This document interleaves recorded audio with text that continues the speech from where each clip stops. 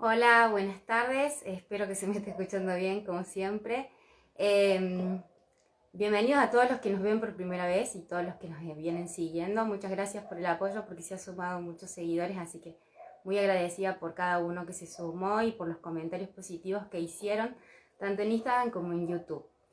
Hoy vamos a trabajar la segunda clase, ¿sí? Que tiene que ver con estos casos difíciles. Es como una continuación de lo que habíamos visto en la primera clase, porque en la primera clase nos habíamos abocado a los factores que influyen en cuando los chicos no aprenden a leer y escribir, cuáles son esos factores, digamos, para comprender por qué sucede.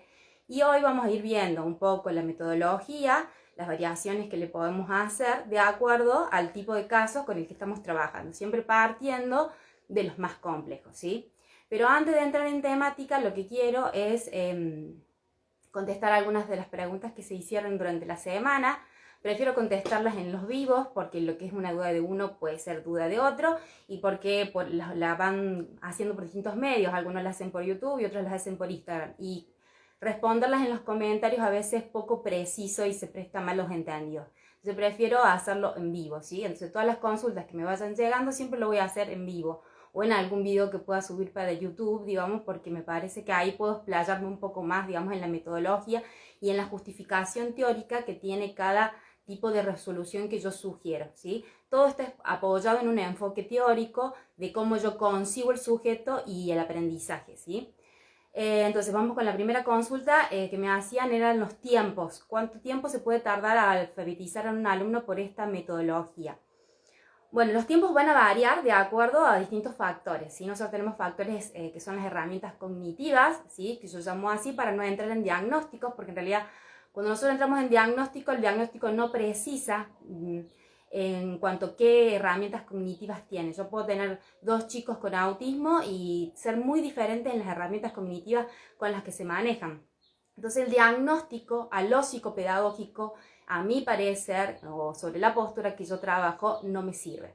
Entonces siempre voy a trabajar sobre 3 o 4 variables que las considero como básicas en todos los aprendizajes de los mamíferos, que es la atención, la memoria, la capacidad lógica y la capacidad de seguir o no reglas, ¿sí? La atención, la memoria y la capacidad lógica es lo que veíamos en la clase anterior, ¿sí? La capacidad lógica la vimos relacionada a la conciencia fonológica, pero en la misma palabra lo dice, fonológica. Hay una lógica en la relación grafema-fonema, ¿sí? Entonces, esas son como básicas. Si ustedes miran a sus mascotas, si ellos establecen asociaciones y diferenciaciones, que esto es la lógica, y construir conjuntos de conceptos, digamos, a partir de estas asociaciones y de esas diferenciaciones cada vez más abarcativo, es lo que nos va llevando a una lógica operatoria o una lógica más compleja, digamos. Pero la lógica parte o se empieza a estructurar sobre asociaciones y diferenciaciones. Su mascota, si ustedes le dan comida cuando están en la mesa, ¿sí? Va a asociar que son ustedes los que lo alimentan en la mesa y se va a parar al lado de ustedes a esperar el alimento. Tiene una asociación hecha con ustedes. Y si hay otra persona que lo aleja, se va a alejar de esa persona, digamos, porque esa persona no le da de comer. Entonces estas competencias básicas que tienen los seres vivos o los mamíferos están relacionadas con la supervivencia, ¿sí? El hecho de que nosotros prestemos atención a ciertos estímulos y eliminemos otros es porque tienen que ver con nuestra supervivencia. El bebé empieza a desarrollar su atención cuando tiene un foco que es su mamá, digamos, que es el que lo alimenta. Y de ahí se empieza a construir una serie de acciones cognitivas para reconocer a su mamá. Entonces, la memoria se activa a partir de eso, digamos. Yo quiero reconocer a mi mamá y empiezo a recordar cuáles son sus características para no confundirla de otra persona que no es la que me alimenta. Un ejemplo, digamos, es la persona que cuida, digamos, del bebé o del infante. Entonces estos mecanismos básicos están en todo sujeto humano y por eso es que yo me voy a esos mecanismos básicos para desarrollarlos y de ahí partir para poder construir aprendizajes significativos, digamos, que son a los que nosotros apuntamos y no memorizar datos. Entonces, lo primero son las herramientas cognitivas, digamos, que tiene un sujeto. Mientras mayor desarrollo tengan estas, va a tener menor tiempo de aprendizaje. Otro aspecto importante son las cantidades de veces que yo puedo ejercitar. Si no es lo mismo un sujeto que ejercita 1 hora por semana, 1 hora por día, 5 días a la semana, que un sujeto que ejercita solamente una vez a la semana. Lo que yo recomiendo siempre es 1 hora, 5 días a la semana. Lo hago con nosotros, lo hago con la familia, lo hago con la escuela. Siempre lo que nosotros necesitamos es fortalecer esa conexión neuronal que estamos creando, y después, una vez que se fortaleció y se creó, lo tenemos que pasar a algo práctico, algo que él utilice, porque con el tiempo, si no, lo va a olvidar, que es lo que a nosotros nos pasa con todos esos conocimientos que por un tiempo largo no los aprovechamos, ¿sí? Entonces tenemos herramientas cognitivas, tiempos de trabajo, y otra de las cuestiones que va a impactar es si viene con conocimientos previos o no. Digamos, si tenemos un sujeto que tiene un lenguaje desarrollado y que tiene algunos conocimientos sobre el sistema de lectoescritura, no es lo mismo que si tenemos un niño con un trastorno del lenguaje, un vocabulario acotado, memoria limitada, lógica también precarizada y atención, y tenemos que incrementar ese vocabulario, desarrollar esa memoria, ¿sí? Eso va a ser tiempo de trabajo, que lo vamos a hacer mediante la alfabetización, que no lo vamos a hacer por separado, pero que nos va a llevar un proceso más largo. A mí, en mi experiencia práctica, que trabajo con sujetos tanto que tienen discapacidad como no tienen, digamos, los que no tienen discapacidad se encuentran dentro del trastorno de la dislexia, déficit atencional, trastorno de aprendizaje, y los que están dentro de la discapacidad, que pueden tener retraso mental leve, moderado, trastornos del lenguaje o trastornos del espectro autista. Eso es lo que yo he manejado. Van desde 3 meses, ¿sí?, a los 2 años, los que tienen más dificultades. Esos es como los tiempos máximos. Más de ese tiempo yo no me he estirado, no he visto, digamos, que se estire el tiempo de aprendizaje. Otra de las cuestiones que me preguntaban era que cuando yo mostré el manual, era el tema de las tarjetitas, porque acá tenemos 2 veces la palabra para cada tarjetita. Bueno, esta es una cuestión metodológica cuando trabajamos con las tarjetas, ¿sí? Cuando nosotros trabajamos con las tarjetas, trabajamos en 2 aspectos, digamos. Tratamos de cuidar los aspectos psicológicos y los aspectos pedagógicos o cognitivos, digamos. Cuando nosotros hacemos un emparejamiento, ¿sí?, lo que nosotros estamos haciendo es una asociación, ¿sí? Yo estoy creando en el cerebro una asociación de una imagen con una palabra. Y a la vez, cuando le pongo otra palabra diferente que no se parece, lo que estoy creando es una diferenciación. Esta no pertenece, esta sí pertenece a este conjunto, ¿sí? Entonces, en estas acciones de emparejar, lo que yo estoy generando son asociaciones y diferenciaciones que, como decíamos, es la base de la lógica. Estoy construyendo bien desde abajo la lógica. Y le estoy indicando cómo es la lógica de este sistema que yo quiero que se apropie. Ahora bien, los chicos, cuando tienen menor capacidad lógica, lo que hacen es cometer muchos errores en pruebas y errores que van haciendo, digamos, hasta que afianzan un conocimiento. Si nosotros lo hacemos, digamos, en papel y después hay que borrarlo, o se le pone una carita triste, o se le pone una cruz para marcarle que se ha equivocado de alguna forma, lo que hacemos es que el chico se termine desmotivando muchas veces, porque generalmente han intentado por otros sistemas alfabetizarse y han fracasado, y si esto ha ocurrido ya llegan con una sensación de no puedo, esto no me sale, y de querer abandonar cuando empiezan a aparecer las dificultades, digamos, ¿sí? Porque se va fortaleciendo un concepto sobre el yo como un aprendiz capaz o no capaz de alfabetizarse, digamos. Entonces, la tarjeta lo que hace es que ese error se borre, digamos. Es como que, bueno, volvemos a hacerlo, lo volvemos a intentar, las volvemos a mezclar y lo hacemos hasta que salgan todas correctas, digamos, ¿sí? A veces, para no fatigarlo tanto, y si tenemos 5 tarjetas y se equivocó en 2, quito la que hizo correcta y vuelvo a ejercitar las incorrectas, y después recién vuelvo a tomar todo el grupo para no fatigarlo cognitivamente y darle más chances de hacer las asociaciones correctas. Ahora bien, cuando un niño todavía tiene mucha inseguridad, el cartelito que va a estar atrás lo que le va a permitir es la autocorrección, ¿sí? Entonces, una vez que él hizo el emparejamiento, ¿sí?, puede girar todas las tarjetas y fijarse dónde él se corrigió, y ya no necesita que yo le indique qué es lo que está bien, lo que está mal, sino que él mismo puede autocorregirse, observar las tarjetas, mirar en qué se equivocó, cuáles son los símbolos que no se había fijado, y eso genera una retroalimentación para su aprendizaje y le genera más confianza. Entonces, la tarjetita de atrás se utiliza sobre todo cuando nosotros queremos fortalecer la autonomía y la seguridad, y no queremos que sea un aprendiz dependiente de alguien que le esté diciendo si eso es correcto o no es correcto, ¿sí? Si no, tenemos chicos que no se animan a actuar por miedo a equivocarse, ¿sí? En este tipo de casos es ideal trabajar con la autocorrección. También se utiliza mucho cuando los chicos no son capaces de aceptar límites, digamos, o le cuesta mucho el tema de los límites. Los sistemas de alfabetización y numéricos son sistemas reglados, tienen reglas, no es como uno quiere, como uno desea, digamos.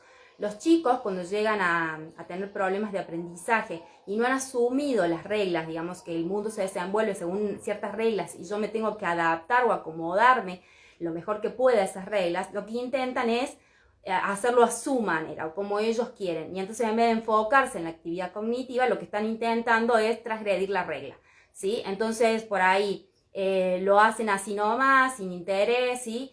O quieren dar vuelta a las tarjetas antes de terminar de emparejar. Entonces uno le marca, no, la regla es primero emparejas, después giras, ¿sí? Y entonces eso le permite ir creando un sistema de trabajo en el que nos entendemos y en la que fija las reglas, digamos, es alguien externo. No es él, soy yo, digamos, ¿sí? Y esto es adaptarse, digamos, a la socialización. La socialización, nosotros no hacemos lo que nosotros queremos, nos vamos adaptando más o menos a las características del grupo donde nos estamos moviendo. Y bueno, resuelto esos dos interrogantes, vamos a pasar a la clase de hoy, ¿sí? Como decíamos, vamos a empezar con el caso, digamos, más precario, que sería un niño que tiene todas estas competencias precarizadas, como decíamos, atención, lógica y memoria, y que además no tiene conocimientos del sistema lectoescrito. En este caso, cuando nosotros tenemos todas estas competencias precarizadas, lo que nosotros nos vamos a encontrar es con un funcionamiento que tiende a la inflexibilidad, es decir, le cuesta mucho incorporar datos nuevos. ¿Por qué? Por lo que decíamos, tenemos una memoria sumamente restringida, sumamente acotada, y entonces cada dato nuevo es un esfuerzo cognitivo que el estudiante le cuesta retener en el tiempo, conservar en el tiempo, ¿sí? Entonces necesitamos primero empezar con la menor cantidad de estímulos posibles, diferentes, ¿sí? Las tarjetas tienen que ser de la menor complejidad y además tenemos que tener presente de hacerlo en un entorno que esté tranquilo para que no se distraiga y en una mesa que esté despejada para que tampoco haya otros distractores, ¿sí? Podemos utilizar en este tipo de estudiantes algún refuerzo positivo, como decirle, bueno, mira, vamos a hacer estas tarjetitas tantas veces hasta que las podamos hacer correctas, por ejemplo, y después vamos a jugar este juego, ¿sí? Entonces un reforzador positivo hace que el niño tenga un estímulo extra para enfocarse en la actividad, ¿sí? Y también empieza a generar un conjunto de reglas, como que, bueno, tenemos un sistema de trabajo donde trabajamos así. Trabajamos con un esfuerzo cognitivo y después nos divertimos, ¿sí? Hacemos esas pausas para recuperar este cansancio, digamos, que le puede generar, digamos, el esfuerzo cognitivo y después volvemos de nuevo a las tarjetitas, digamos, ¿sí? Haciendo pequeños breaks hasta que esos tiempos se van estirando, porque al estirar los tiempos, lo que nosotros estiramos es la atención, digamos, ¿sí? A mayor tiempo de permanecer en una actividad, nosotros lo que vamos a estar desarrollando es su atención. Entonces siempre vamos a tratar de completar la sesión haciendo pequeños breaks, digamos, porque eso va a ser un condicionante. Si él se fatiga, ya no va a haber forma de que ingrese información. Entonces, ¿qué serían las tarjetas más sencillas? Y sería nosotros, por ejemplo, si empezáramos con las 3 letras, porque las 3 letras tienen el objetivo de introducir las vocales. Las más sencillas serían, por ejemplo, ala, ¿sí? ¿Por qué? Porque tenemos 2 veces la A, ¿sí? Entonces la cantidad de estímulos es menor, ¿sí? Tengo básicamente 2 símbolos que combinados me dan esta palabra, ¿sí? Oso, digamos que también está en la misma línea, ¿sí? Entonces tenemos el mismo símbolo que se repite 2 veces y un símbolo diferente en el medio, ¿sí? Si asimismo tuviéramos muchas dificultades para que él identifique cuál es la A y cuál es la O, nos vamos a tener que bajar a sus conocimientos previos, que como no es el sistema lectoescrito, son los objetos, ¿sí? Entonces, por ejemplo, la O podemos hacerle o la forma de la boca para que él ya empiece a tomar conciencia, digamos, la conciencia fonológica se basa en un reconocimiento corporal de cómo tengo mi boca, mi lengua, el paladar y el sonido y cómo se asocia eso a un grafema, ¿sí? Entonces ya ahí yo ya puedo empezar a trabajar esto de la conciencia fonológica marcándole que la O hace la misma formita que el dibujo, ¿sí? Y le puedo decir, mira, la O, y le hago la forma y se la asemejo a la vocal.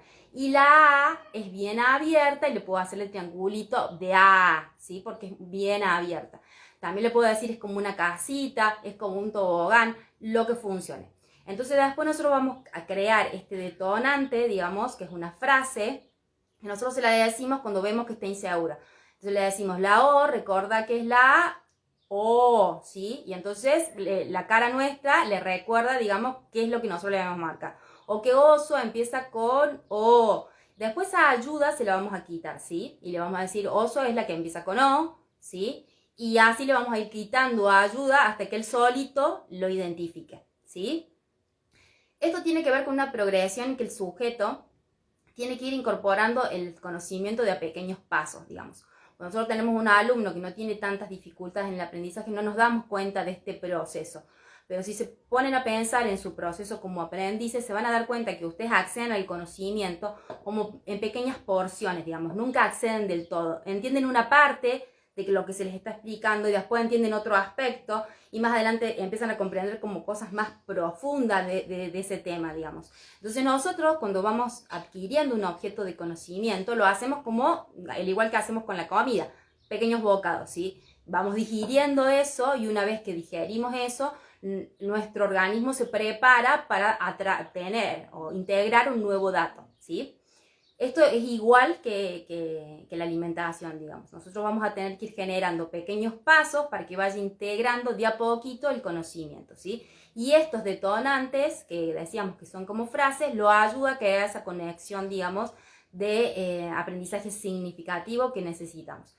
Lo mínimo son 2 tarjetas para poder hacer la diferenciación, porque si nosotros no hiciéramos 2 tarjetas no habría diferenciación posible y entonces eso es lo mínimo. Pero siempre yo suelo empezar con 3. Si veo que las 3 se confunde mucho, ninguna de las 3 en reiteradas oportunidades la logra hacer correcta, me bajaría a 2. Pero si no, voy con 2, con 3 directamente, que son una de cada vocal, ¿sí? Yo necesito una palabra con A, una palabra con O y una palabra con U, ¿sí? ¿Hace falta que lo hagamos con las tarjetas? No, no hace falta que lo hagamos con la tarjeta, digamos. Yo lo hago con la tarjeta, ¿por qué? Para evitar fatiga, digamos, ¿sí? Lo que necesito yo es construir herramientas cognitivas y entonces el hecho de tener que hacer una línea o tener que entender la actividad y después intentar realizarla de forma correcta, digamos, ahí yo también en esta comprensión de la actividad también demando esfuerzo cognitivo.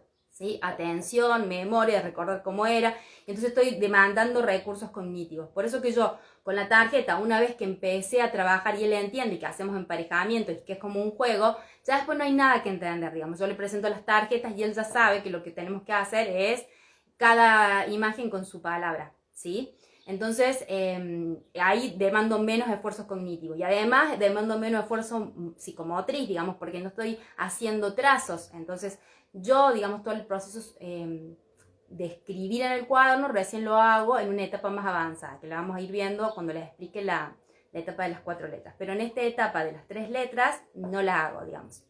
Simplemente me enfoco en desarrollar los mínimos recursos cognitivos y incorporar y diferenciar estas tarjetas a partir de las vocales, ¿sí? Al principio solamente él se va a fijar en la letra inicial generalmente, ¿sí? O en estas que tienen color, por eso están marcadas en color para que él haga foco en eso, ¿sí? Y yo con mi guía le voy diciendo, mira que esta empieza con A, cuando se la presento, digamos, hay una fase donde yo presento la tarjeta, digamos, yo le digo, mira, este es A, ¿esto es qué es? Le pregunto, si me dice que algo que no es, digamos, por ejemplo, en ala puede llegar a decir que es un pájaro, digamos, y bueno, le indico que no, que la flecha indica que esta parte es la que nosotros vamos a trabajar y es el ala. Si no lograra recordar él que eso es un ala, deberíamos cambiar por otra tarjeta. ¿Por qué? Porque no tendríamos el anclaje en su cerebro necesario para arrancar este proceso que nosotros necesitamos de aprendizaje significativo. Esto puede pasar con varias palabras que nosotros tenemos dentro de nuestro repertorio. Por ejemplo, mate, que es una palabra que se conoce acá en Argentina, y bueno, en Uruguay, en la zona donde se toma el mate, pero no en todos lados. Y después está también, por ejemplo, la palabra sapo o rana, que hay chicos que a la rana, al sapo le llaman rana, y entonces tampoco va a funcionar. Ese tipo de cosas, cuando ellos tengan mucha dificultad de memorizar, y acá ahora está pasando un vendedor, nos va a complicar mucho, digamos, a la hora de trabajar con esas tarjetas. Esas tarjetas directamente no se toman, digamos, se las deja o para el último o directamente no se las trabaja, ¿sí? No es necesario que ustedes trabajen estrictamente con el repertorio. El repertorio es un muestrario de cómo nosotros podemos combinar o recortar, digamos, a un grupo de palabras, pero bajo esta metodología que estoy explicando, ¿sí? Siguiendo el lineamiento metodológico, ustedes pueden hacer las modificaciones que ustedes necesiten de acuerdo al lugar donde estén trabajando. Entonces decíamos, una palabra de cada letra diferente para que nos enfoquemos en integrar la A, la O y la U, ¿sí? Y básicamente nosotros en esta primera etapa, lo que nosotros estaríamos trabajando es un esquema donde nosotros trabajamos vocal, si ustedes ven, y una sílaba donde tengo consonante y vocal. ¿Por qué? Porque nos vamos preparando para lo que vamos a trabajar más adelante, porque en realidad nosotros trabajamos, como les explicaba en la clase anterior, o aprendemos a partir de cuestiones bien concretas, que después las pasamos a cuestiones representativas y después las abstraemos. Lo concreto acá es el objeto, ¿sí? Lo que representa acá es la palabra, esto representa a este objeto, ¿sí? Es un igual. Y después nosotros vamos a extraer la estructura. Acá se repite la estructura, ¿sí? Vocal, consonante, vocal, ¿sí? Vocal, consonante, vocal, ¿sí? Esa es la estructura que nosotros queremos que él incorpore para que sepa que puede analizar vocal inicial y vocal final. No hace falta que él las nombre como vocal inicial y vocal final, pero sí que ponga el foco en esta letra, en la inicial y la final. Entonces, esta primera página que nosotros tenemos con estas tarjetas están bajo este sistema, digamos, y crear esa estructura primaria que nosotros vamos a necesitar para arrancar a introducir el sistema de alfabetización. Entonces, una vez que introduje las primeras tarjetas, que son de las de menor complejidad, ¿sí? Porque ALA es bien diferente a OSO, todas sus letras son diferentes, ¿sí? Y voy a introducir uña, digamos, para que sea bien diferente a ALA y OSO y será muy fácil para él reconocerla. Voy a empezar a introducir aquellas palabras que son más similares. Mientras mayor similitud, mayor capacidad de análisis va a tener que tener para diferenciarlas, ¿sí? Entonces mayor esfuerzo cognitivo. Por eso es que yo le llamo de mayor complejidad, ¿sí? Entonces, por ejemplo, ala y ajo, ¿sí? Las dos empiezan con A, ¿sí? No le va a ser tan fácil diferenciar ala de ajo si él no se fija en otras letras, ¿sí? Va a tener que ir a la letra final, ¿sí? Ala empieza con A, mientras que ajo sí empieza con A, pero termina con O. Y ahí, en la letra final, nosotros vamos a tener una diferenciación, ¿sí? Entonces, para que se entienda más claro, ¿sí? Nosotros tenemos ala, ¿sí? Que la tenemos que diferenciar de ajo, ¿sí? Esta es igual, pero esta no. Esta termina con la y esta termina con jo, ¿sí? Como O estaba en oso, cuando yo le indique, fíjate que ajo empieza con A, que es la que ya habíamos trabajado en ala, y ajo termina con O, que ya habíamos trabajado en oso, ya estoy trabajando sobre algo que él ya había construido, no le estoy hablando de algo nuevo, ¿sí? Estoy ejercitando eso que yo ya introduje. Entonces, como decíamos, teníamos una fase de introducción, y acá ya estamos en una fase de ejercitación, ¿sí? Y después vamos a pasar a una fase de afianzamiento de esto. Pero por ahora es fase de introducción y fase de ejercitación de lo aprendido para consolidar esa estructura cognitiva que estoy creando, digamos, ¿sí? Entonces yo ya acá sé que él ya conoce la O porque la trabajé en oso y entonces lo utilizo como un conocimiento previo para que diferencie a ala de ajo, ¿sí? Y acá vamos a poner ojo, ¿sí? Que tengo en este repertorio, que como ustedes verán, ojo es muy parecida a ajo, simplemente se diferencian en la primera letra, ¿sí? Entonces acá el nivel de análisis que él va a tener que tener es enfocarse en la primera letra y eso le va a ir dando flexibilidad en el pensamiento. ¿Por qué? Porque en algunas palabras las va a diferenciar por la sílaba final o por la letra final y otras se va a tener que seguir enfocando en la letra inicial, ¿sí? Entre ojo y oso, las dificultades son mayores porque lo que tenemos es la consonante que cambia nomás, ¿sí? Y entonces acá vemos que él no va a poder utilizar el esquema que trae de mirar letra inicial o mirar letra final, va a tener que analizar la letra que esté en el medio. Y así nosotros vamos a lograr que analice símbolo a símbolo y que aparezca la noción de las primeras consonantes, ¿sí? Como la L, la S, la J, ¿sí? Que nos van a servir para la siguiente etapa, ¿sí? Para empezar a introducir las consonantes que queremos integrar, ¿sí? Y como decíamos, de uña,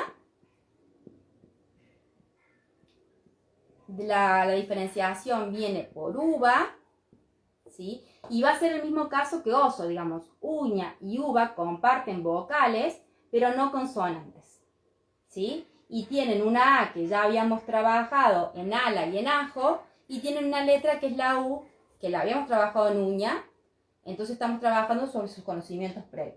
Voy a poner una hojita atrás por las dudas que no se vea, yo no sé si se está viendo bien. Y ahí está, para que les quede cómo son los pares, ¿sí?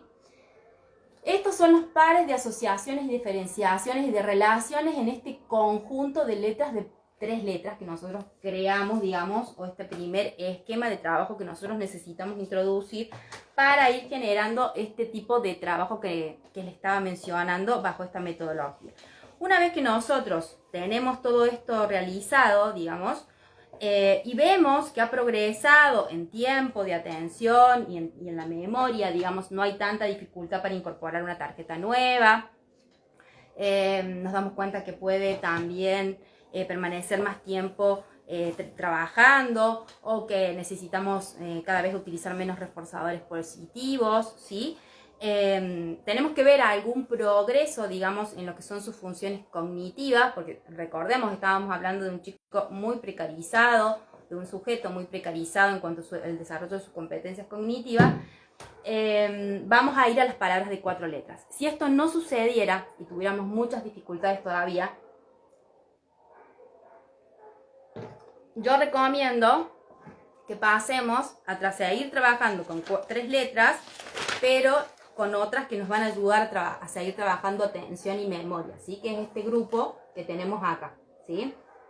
La vamos a hacer siguiendo la misma lógica que yo les había planteado en el anterior grupo, pero para no extendernos tanto y detallar tanto, es básicamente lo mismo. O sea, hacemos asociaciones y diferenciaciones y pensamos, bueno, ¿qué conocimiento él ya tiene adquirido? Entonces, ¿cuál sería la tarjeta que tendría algo que él ya sabe, pero algo que desconoce? Entonces estaría en este entre, digamos, que necesitamos entre lo que sabe y lo que desconoce para poder seguir con esa, incorporándola al repertorio, ¿sí? Si no, generalmente lo que se hace es descartar estas primeras 3 letras, ¿sí? Se las puede seguir utilizando al dictado o escribir en el cuaderno, digamos, frases cortitas como el ala, el oso, digamos, ¿sí? Hacer lecturas globales con este tipo de palabras porque ya están aprendidas para poder seguir ejercitándolas y que no pierda y seguir ejercitando memoria. Pero no es necesario del todo porque el objetivo principal de las 3 letras son las vocales, ¿sí? Una vez que nosotros conseguimos las vocales, yo generalmente las descarto y paso a las 4 letras. ¿Por qué no trabajo en paralelo estas tarjetas de 3 con las de 4?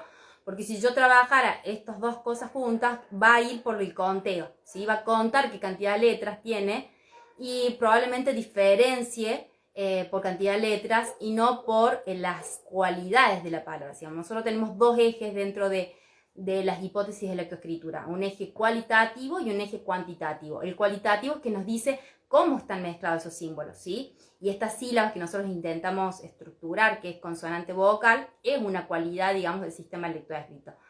Ahora bien, si yo, dentro del sistema lectoescrito también hay una variedad de cantidad de letras, ¿sí? Hay palabras de 4, de 3, de 2, ¿sí? Si yo mezclo palabras, él lo que va a hacer es ir por el eje cuantitativo, que es el más fácil para diferenciar, ¿sí?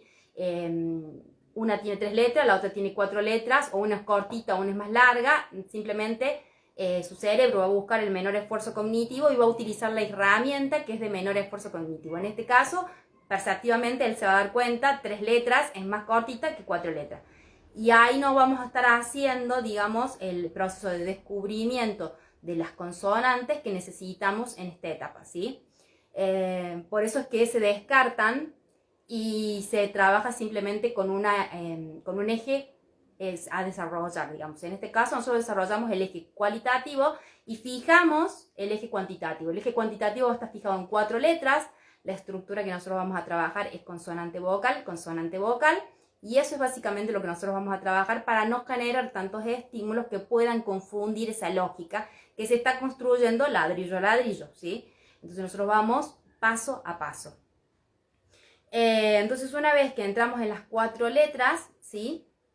Lo que nosotros vamos a hacer es empezar a diferenciarles las letras iniciales. O sea, esta herramienta nosotros ya la teníamos construida en la etapa anterior, ¿sí? Nosotros necesitamos que las diferencie por la consonante inicial en este momento para poder introducir nuevas letras. Y vamos a empezar por una consonante que puede ser la M, la P, la L, la S. La L y la S se pueden suplantar por la D, digamos, o pueden trabajarse 3 consonantes, de acuerdo a los recursos cognitivos, como vuelvo a decir, que el estudiante tenga, ¿sí? A menor memoria y menor atención, menor cantidad de estímulos diversos para no fatigarlo, ¿sí? Entonces empezamos introduciendo, por ejemplo, yo empiezo siempre o con mano o con mesa, digamos, y después utilizamos una que tenga P, ¿sí? Que está en la siguiente página. Y en la siguiente página vamos a tener las que tienen S y terminan las del P. La de P es la que tiene repertorio más grande.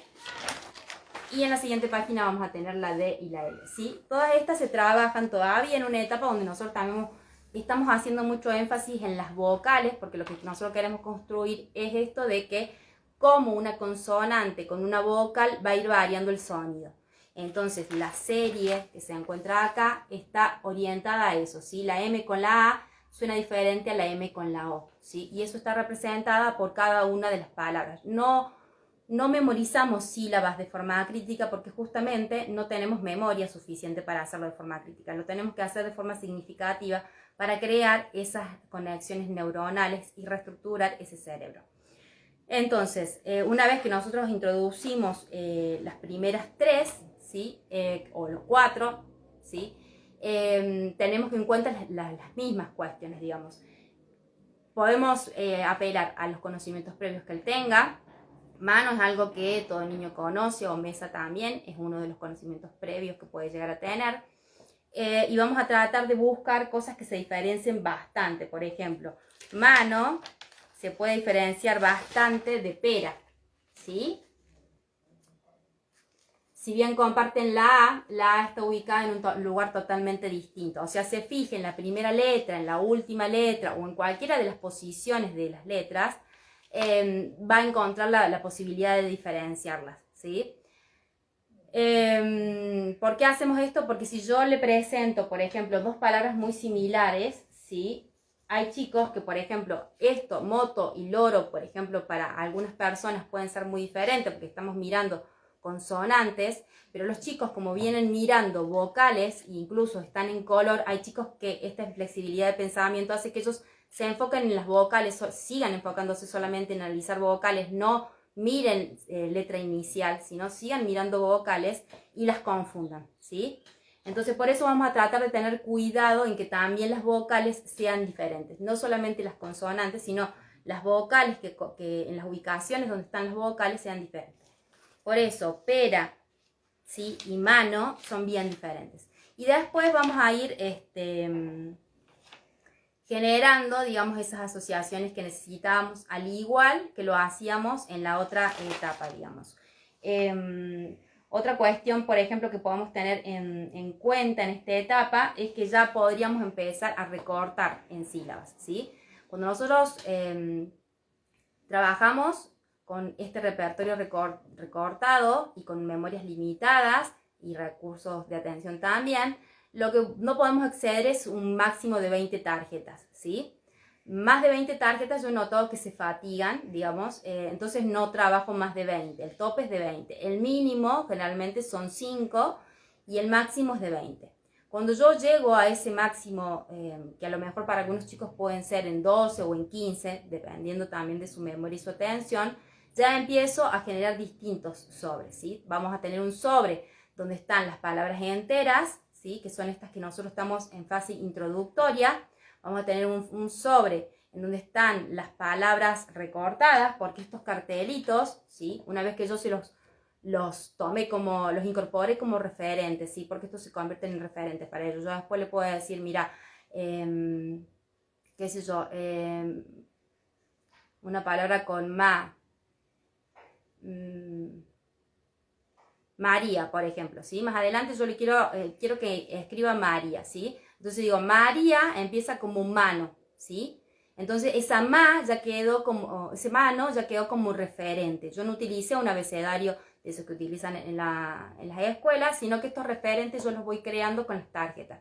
Entonces tiene para cada sílaba un referente fijo que me ayuda a mí para construir palabras nuevas, ¿sí? Entonces en esta etapa lo que nosotros vamos a tratar es de que él cree esa descomposición de las palabras, digamos. Esto se descompone en dos partes y las recortamos, ¿sí? Eso lo hacemos cuando nosotros vemos que durante varias sesiones o varios encuentros de trabajo el niño no ha confundido esa palabra, siempre la ha hecho de forma correcta y no ha necesitado hacerla varias veces para hacerla de forma correcta. Entonces, en ese momento nosotros recortamos en sílaba y la pasamos a un sobre que es de sílabas, ¿sí? En ese sobre de sílabas no puede haber más de 10 palabras, ¿sí? ¿Por qué? Porque más de 10 palabras con sílabas recortadas es bastante complejo para el niño encontrar las sílabas después, ¿sí? Porque son 10 palabras, son 20 pedacitos de sílabas que tiene que ubicar, ¿sí? Y puede ser fatigoso. Entonces, cuando llegamos a un tope de 10 en este sobre, hablamos 20 en el primero, tope de 10 en el segundo, estas palabras, ¿sí? Van a pasar al sobre de palabras para dictar, ¿sí? El sobre para palabras de dictado no solamente es dictado, sino que nosotros podemos hacer cualquier actividad que se nos ocurra con esas palabras, como leer frases, completar vocales, completar consonantes, todo ese tipo de trabajo que nosotros hacemos en método alfabético y método silábico, las podemos hacer con el sobre de dictado. ¿Por qué? Porque son palabras que ya están en su zona de desarrollo real, ya han sido afianzadas, ¿sí? Nosotros tenemos que entender que nosotros tenemos como esto que les comentaba, tenemos que entender. Yo entiendo que nosotros aprendemos, como decía Vygotsky, ¿sí? Nosotros tenemos una zona de desarrollo real, ¿sí? Que es lo que hemos aprendido. Este conocimiento que nosotros tenemos como aprendido es lo que dominamos, es lo que vamos a utilizar como herramienta cuando queramos resolver una actividad, es sobre lo que no necesitamos ayuda, eso es real, es lo que yo sé, digamos, no, eso no tiene modificación, digamos. Después tengo una zona de desarrollo próximo, vamos a ver cómo vamos con la hora, ya estamos cerca. Y tengo una zona de desarrollo potencial, ¿sí? En la zona de desarrollo próximo está todo eso que yo podría aprender reestructurando esto que ya tengo, ¿sí? Pero para eso necesito algo de externo que me estimule a reestructurar esto que yo ya tengo, ¿sí? Y después vamos a tener algo potencial, que eso solamente se va a dar cuando venga lo externo, que para mí todavía es totalmente desconocido y que está totalmente alejado de lo que yo hoy puedo aprender, pero con ayuda externa yo lo lograría, ¿sí? Entonces, nosotros venimos incorporando conocimiento desde el lado externo, nosotros somos el docente, ¿sí? Y entonces venimos desde afuera, de la zona de desarrollo potencial. Si yo tengo un alumno, como les explicaba en las palabras de 3 letras, que ya aprendió las vocales, ¿sí? Ya ha hecho una relación grafema-fonema, ha trabajado memoria, atención, ya entiende el sistema, digamos, que vamos a diferenciar letras iniciales, letras finales, ¿sí? Entonces yo ya estoy en una zona de desarrollo próximo de que ese símbolo no sea una vocal, sea una consonante. Porque para él todavía son símbolos, ¿sí? Entonces, si adquirió eso, ya puede adquirir consonantes. Está en su desarrollo próximo, ¿sí? Yo tendré que ver cómo hago para que eso se transforme después en su desarrollo real. Y eso lo hacemos mediante el trabajo que vengo mencionando. Y si yo ya tengo un estudiante que tiene vocales y que tiene consonantes que las incorpora en el próximo, en su desarrollo potencial tengo sílabas, porque yo mezclando consonante con vocal tengo sílabas. Entonces, de esta forma es que yo descomplejizo el conocimiento como proponía Zubel, y entonces voy de a poquito mostrándole cómo es este sistema, ¿sí? Entonces, por eso los sobres son eso, digamos. El sobre de dictado es el que ya está en zona de desarrollo real. Él puede hacer muchas cosas con eso porque ya lo tiene dominado, le pertenece, lo tiene incorporado. La zona de desarrollo próximo es algo que todavía tiene que seguir afianzando y por eso está recortado en sílabas. Y la zona de desarrollo potencial es estas palabras nuevas que yo constantemente estoy incorporando, ¿sí? Entonces, bueno, básicamente ha sido todo por hoy, pues ya se nos está terminando el tiempo. De nuevo, si les queda alguna duda sobre estas dos primeras etapas, la pueden ir dejando en los comentarios. La próxima clase vamos a ver 6 y 5 letras, digamos que sería la progresión que va a seguir a esto que vamos a continuar. Pero básicamente esto que hacíamos al principio en las 4 letras se va a repetir para otras palabras que ya no tienen el indicador de la vocal, ¿sí? Y que ya empiezan a introducir algunas irregularidades, porque la G en algunas posiciones va a ser irregular, ¿sí? No en algunas posiciones, combinándose con otras vocales va a ser irregular. Entonces vamos a presentar algunas sílabas que no cambian y las otras las vamos a dejar para la frase más compleja, ¿sí? Entonces así es como nosotros descomplejizamos y hacemos esto que yo les decía. Igual que a un bebé, le vamos dando el conocimiento de pequeñas porciones, de acuerdo a las estructuras cognitivas que ese sujeto tiene. Esto es lo que Piaget planteaba cuando decía asimilación y acomodación. Yo tengo que asimilar algo para después acomodarme y estar en condiciones de poder asimilar algo nuevo, digamos, ¿sí? En esta asimilación y acomodación es donde se da el progreso del pensamiento, digamos. Bueno, espero que les haya gustado, que les haya servido, que les haya interesado y nos vemos en la próxima. Chao.